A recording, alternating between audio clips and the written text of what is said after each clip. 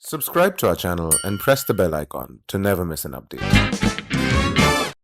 In a B school, most of the learning, a major part of your learning happens outside of the classroom, in your projects, in your assignments, in your clubs, your committees, because these situations, these structures help you manage deadlines. They teach you how to manage people and the work in general. And what is management if not all of that?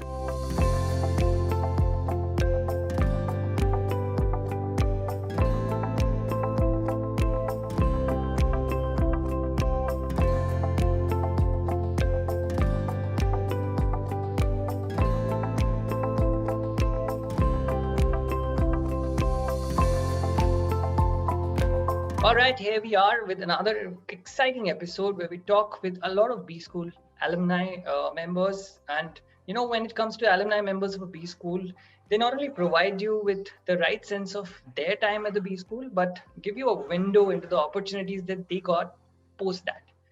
To talk about more about their journey and what followed after a 2-year MBA degree from IMI Kolkata, I have 3 alumni members with me today.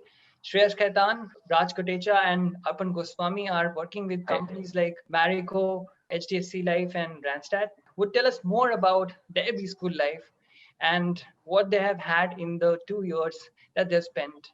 To begin with, Shreyas, I'll start with you. You have had a BCom degree and you were pursuing that from Calcutta. From there, you were working at a private firm as an accountant also.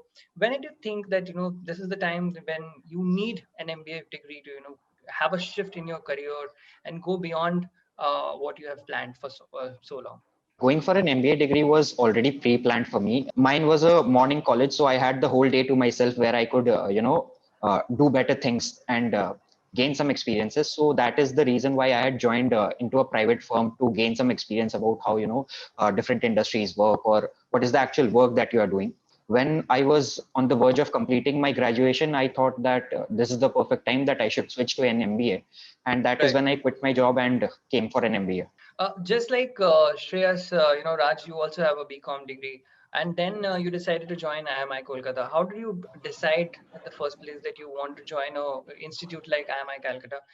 Yeah, so basically, I'm a very practical person, and anything which imparts practical knowledge attracts me a lot. So for me, it was a no-brainer. Right. Was it the same case for you, Arpan? Paul, there's an inside joke that goes, and engineering folks might relate with this. It says that people opt for engineering to figure out what they want to do for the rest of their lives.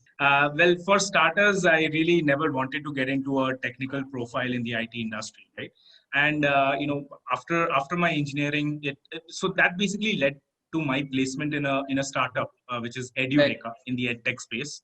And I was working there in a business development profile. So while working there, I realized, there is this innate curiosity to kind of learn more about business in general.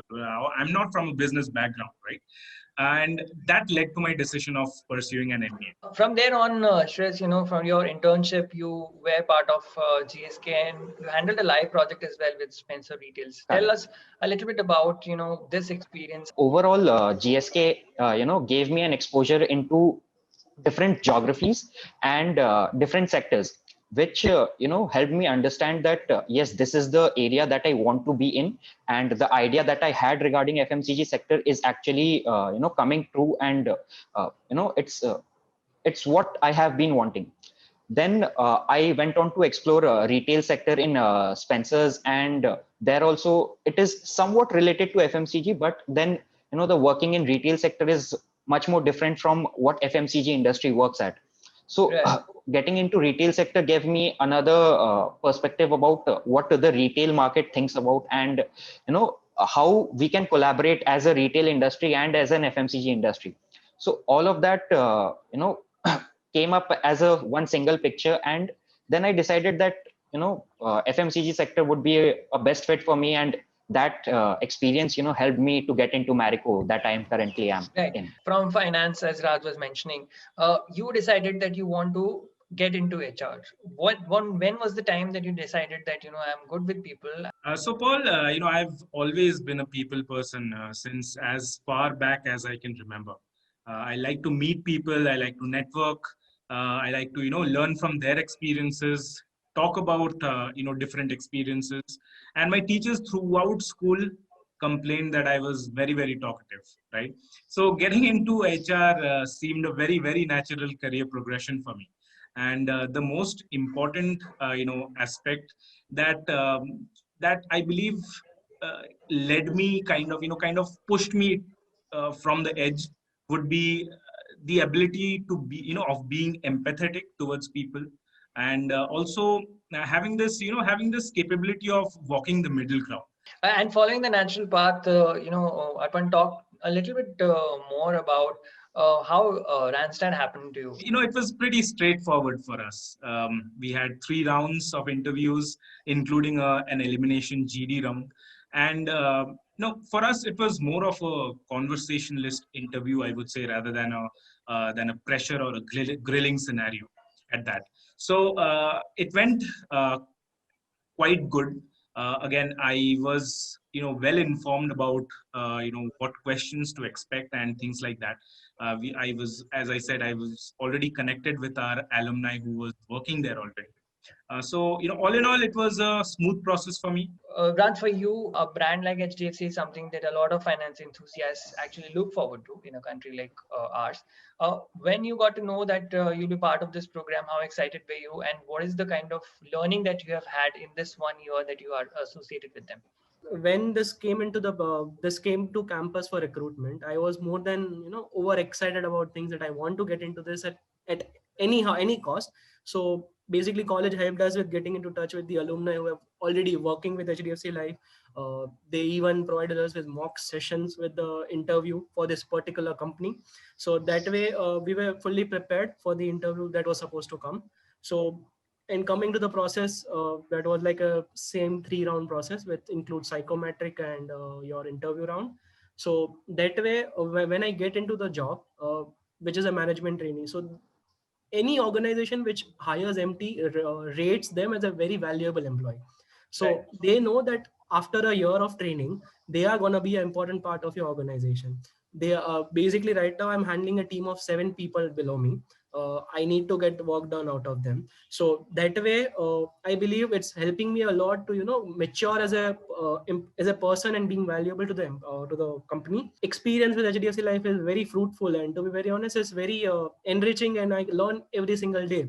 Right. I'll move to you, Shreyas. Now, you got selected by one of these FMCG giants in our country. Marico is something that, a lot of B schools aspire to get associated with.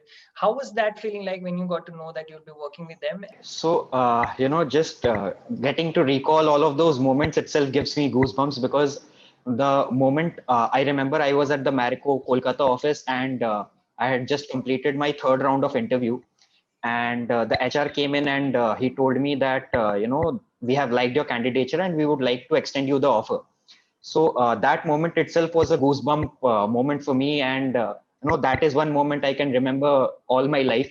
FMCG industry and sales, it is very tough to handle when you are sitting somewhere in a different city and your work is in a different city. So that challenge was a very, very big learning for me. And now since August I have been in Bhubaneswar. I handle a team of about 10 people. I look after 4 different towns and 4 different distributors. So stakeholder management is a very, very big role, that I have to play here. So overall, it has been a very, very fruitful experience from Marico. And yeah, that is, I think, what I can say. Tell me a little bit about Randstad and the kind of work that you're doing there right now, and how is that adding up to the learning that you have had for 2 years, and what next for you? So, Paul, right now at Randstad, I'm in a consultative business development profile, right? So, I kind of talk to these CXO level people. It's a B2B profile, right? So I talk to different businesses. Our clientele is from a diverse portfolio of industries. I try to understand what are the challenges that they face on their talent front, and I try to, again, co-create solutions for them. So I customize our services, our lines of businesses according to the client's needs and demands. A lot of things that helped me in my from my IMI days is, again, learning how to get things done, learning how to collaborate with people, with different teams, and work towards a common objective, right? That's what that is teamwork at its finest, and that is something that I feel blessed to be carrying from my IMI days. Okay, so this Right. is one of the most important things. Again, the fantastic pedagogy of teaching the different subjects that are so industry relevant, at IMI.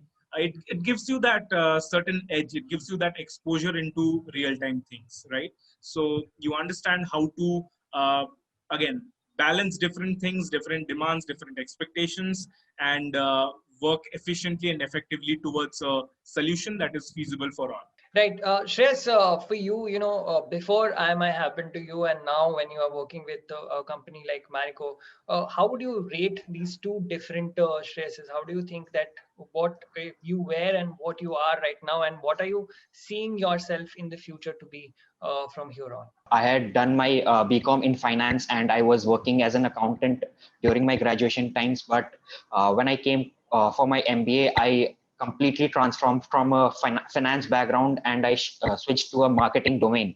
So that has been a complete transformation in my career. I used to have a very short-term goal. Now, after doing my MBA, I have a long-term goal about how I'm going to progress, and all of this is the gift of IMI. From Arpan and Shreyas's experiences, Raj, what do you think has changed in you? And with that lineage of experiences that you are carrying, where do you see yourself next and doing what?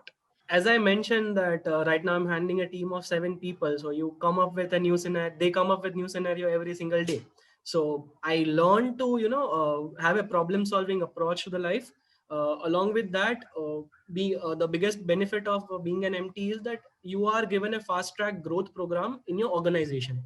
So I have a clear timeline in front of me that after a year I'll be this, after next 2 years I'll be this, and next 3 years I'll be this. So given that opportunity, if I am not from the management background or I'm not a MT, it will take around 5 or 6 years to get into a position which I might get into after 2 years of my experience. So given that opportunity, I believe that this is a wonderful experience. And after 6 more months, I'll be handling a team of more than 20 people. So that way, I believe there is a tremendous amount of growth opportunity in my career profile. And I believe it's a win-win situation right now.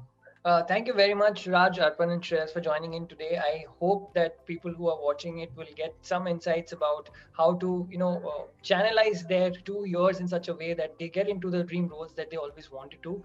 Uh, Thank you once again for, sharing your information, sharing your knowledge with us, and a very best of luck for all of you to, a hybrid model of working that is going on for you guys, and for all the challenges that lies ahead. Thank you very much.